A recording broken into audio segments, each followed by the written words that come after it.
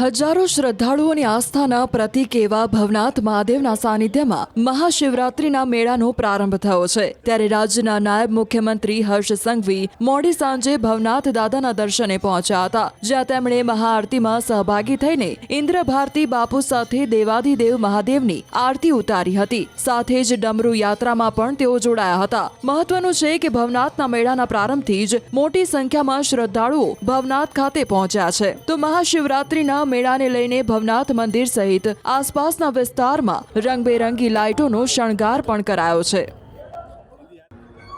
ભવનાથ મહાદેવની આપણી સૌ ઉપર આશીર્વાદ છે અને એ જ આશીર્વાદથી આવનારા દિવસોમાં રાજ્યના સૌ નાગરિકોની બધી જ મનોકામનાઓ જરૂર પૂરી થાય તેવી પૂજા અર્ચના પ્રાર્થના જોડે આજે ભવનાથ મહાદેવની આરતી કરવાનો મને અવસર પ્રાપ્ત થયો છે। ગિરનારની પવિત્ર ભૂમિ પર ત્રીજી નજર એટલે કે ગુજરાત પોલીસના આ સીસીટીવી કેમેરાઓ બધે ગોઠવવામાં આવ્યા છે।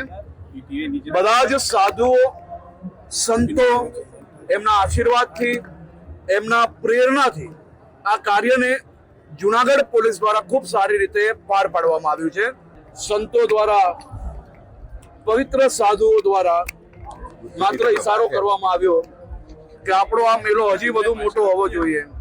આ વર્ષે મુખ્યમંત્રી શ્રી ભૂપેન્દ્રભાઈ પટેલના માર્ગદર્શનમાં મેળો ખૂબ મોટા પાયે આયોજન કરવામાં આવ્યું છે।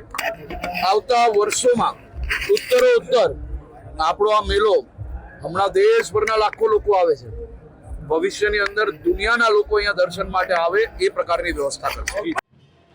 હજારો શ્રદ્ધાળુઓની આસ્થાના પ્રતીક એવા ભવનાથ મહાદેવના સાનિધ્યમાં મહાશિવરાત્રીના મેળાનો પ્રારંભ થયો છે। ત્યારે રાજ્યના નાયબ મુખ્યમંત્રી હર્ષ સંઘવી મોડી સાંજે ભવનાથ દાદાના દર્શને પહોંચ્યા હતા, જ્યાં તેમણે મહાઆરતીમાં સહભાગી થઈને ઇન્દ્રભારતી બાપુ સાથે દેવાધિદેવ મહાદેવની આરતી ઉતારી હતી। સાથે જ ડમરૂ યાત્રામાં પણ તેઓ જોડાયા હતા। મહત્વનું છે કે ભવનાથના મેળાના પ્રારંભથી જ મોટી સંખ્યામાં શ્રદ્ધાળુઓ ભવનાથ ખાતે પહોંચ્યા છે। તો મહાશિવરાત્રીના મેળાને લઈને ભવનાથ મંદિર સહિત આસપાસના વિસ્તારમાં રંગબેરંગી લાઇટોનો શણગાર પણ કરાયો છે। ભવનાથ મહાદેવની આપણી સૌ ઉપર આશીર્વાદ છે અને એ જ આશીર્વાદથી આવનારા દિવસોમાં રાજ્યના સૌ નાગરિકોની બધી જ મનોકામનાઓ જરૂર પૂરી થાય તેવી પૂજા અર્ચના પ્રાર્થના જોડે આજે ભવનાથ મહાદેવની આરતી કરવાનો મને અવસર પ્રાપ્ત થયો છે। ગિરનારની પવિત્ર ભૂમિ પર ત્રીજી નજર એટલે કે ગુજરાત પોલીસના આ સીસીટીવી કેમેરાઓ બધે ગોઠવવામાં આવ્યા છે। બધા જ સાધુઓ સંતો એમના આશીર્વાદથી એમના પ્રેરણાથી આ કાર્યને જુનાગઢ પોલીસ દ્વારા ખૂબ સારી રીતે પાર પાડવામાં આવ્યું છે। સંતો દ્વારા, પવિત્ર સાધુઓ દ્વારા માત્ર ઈશારો કરવામાં આવ્યો કે આપણો આ મેળો હજી વધુ મોટો હોવો જોઈએ।